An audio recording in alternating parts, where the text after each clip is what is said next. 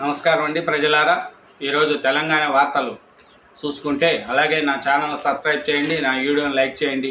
Thank you very much. విస్తరణకు వేలయ్యే governor రాధాకృష్ణతో CM Revanth Reddy సమావేశం. 1-2 రోజుల్లో విస్తరణ అనే సమాచారం. ఈ నెల 5 లోపు కొత్త మంత్రులు ప్రమాణ స్వీకారం. నేడు రేపు ఢిల్లీకి రేవంత్, ఖార్గే, రాహుల్తో భేటీ. మంత్రివర్గ విస్తరణ, టీపీసీసీ సీపీపై తుది నిర్ణయము. గవర్నర్ రాధాకృష్ణకు పుష్పగుచ్చం అందిస్తున్న సీఎం రేవంత్ రెడ్డి. హైకోర్టులో కేసీఆర్కు ఎదురుదెబ్బ. విపత్తు కమిషన్పై వేసిన పిటిషన్ డిస్మిస్. కమిషన్ ఏర్పాటుకు హైకోర్టు సమర్థత. అప్పగించిన అంశాలు విస్తృతమైనవి. చైర్మన్ రాజ్యాంగబద్ధ పదవులు పనిచేశారు. తన వద్ద ఉన్న విషయాల్ని వెల్లడించారు. పక్షపాతం అనడం కాదు, నిరూపించాలి.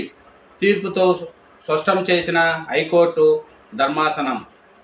కవిత మహిళ అని సానుభూతి చూపలేము.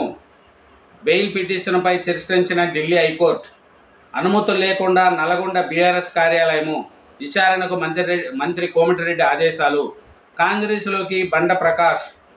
ఫిరాయింపులను ప్రోత్సహించలే. మేము టీడీపీ, బీఎస్పీ శాసనసభ పక్షాలను విలీనం చేసుకున్నాము అని కేటీఆర్ సార్ అంటున్నాడు. విలీనం చేసుకున్నాడంట టీడీపీ వాళ్ళను, బీఎస్పీ వాళ్ళను.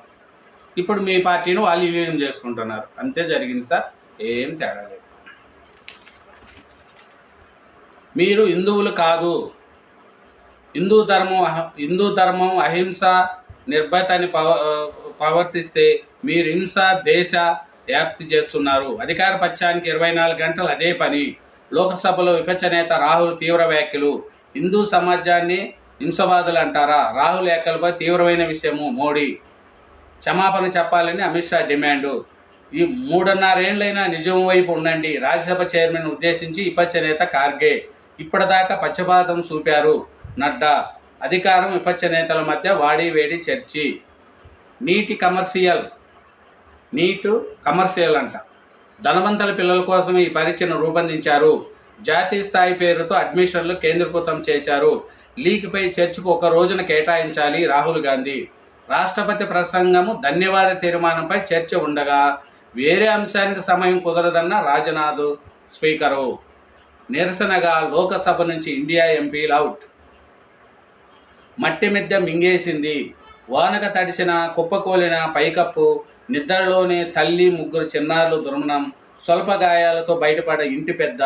నాగర్ కర్నూలు జిల్లా వనపట్లలో విషాదము. 25,000 మంది టీచర్ల బదిలీ. వీరిలో కొందరు ఇంకొన్నాళ్ళ పాటు పాత చోటనే. విద్యార్థుల సంఖ్య ఎక్కువగా ఉన్న దగ్గర ఈ పరిస్థితి. 10,000 మంది వరకు ఇలాంటి ఉపాధ్యాయులు. రంగారెడ్డి మినహా అన్ని జిల్లాల్లో బదిలీలు పూర్తి.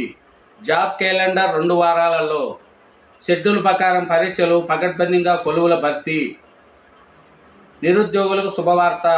ఉద్యోగుల భర్తీకి రాష్ట్ర ప్రభుత్వం మరో 2 వారాల్లో జాబ్ క్యాలెండర్ విడుదల చేసేందుకు సిద్ధమైంది. సర్కారు కొలువులు పకడ్బందీగా నిర్వహించేందుకు కసరత్తు చేస్తున్న తెలంగాణ రాష్ట్ర ప్రభుత్వము.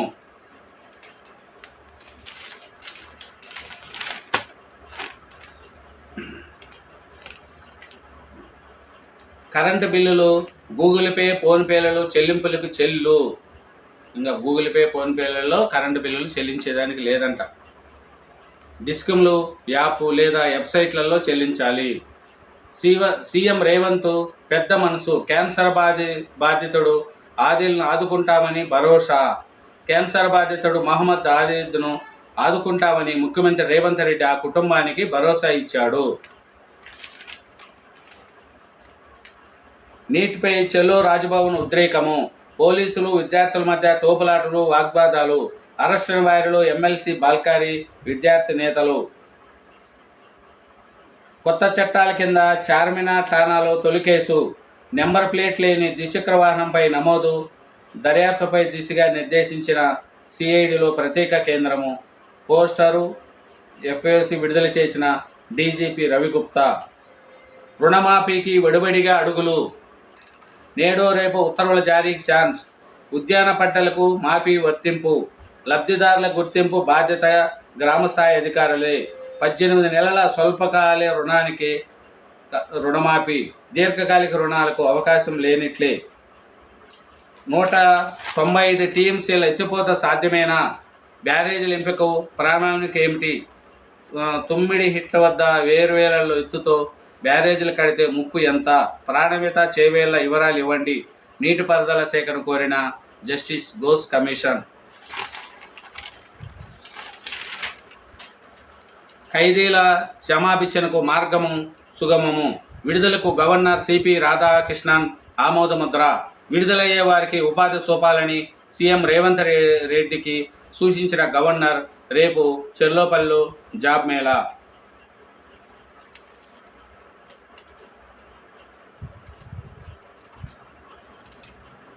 ఎఫ్ఐఆర్ నమోదైన 3 ఏళ్లలో న్యాయము.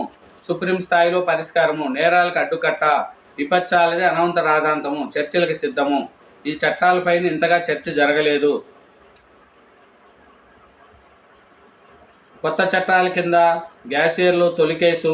మీడియాతో కేంద్ర హోంమంత్రి అమిత్ షా.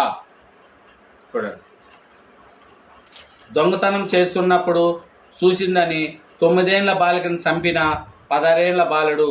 తర్వాత కర్పూరం బిళ్ళలు చల్లి దహనము. ప్రభుత్వ సలహాదారులుగా కెఎస్ శ్రీనివాసరాజు.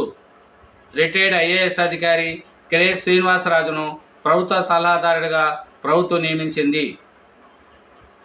ఈ మేరకు ప్రభుత్వ ప్రధాన కార్యదర్శి శాంతికుమారి సోమవారం ఉత్తర్వులు జారీ చేశారు. త్వరలో ప్రజావానికి సీఎం రేవంత్ రెడ్డి. చిన్నారెడ్డి. ప్రజా సమస్య పరిష్కారానికి ప్రభుత్వము నిర్వహిస్తున్న ప్రజావాణి కార్యక్రమంలో త్వరలో సీఎం రేవంత్ రెడ్డి పరిశీలించనున్నారు అని చిన్నారెడ్డి అంటున్నాడు.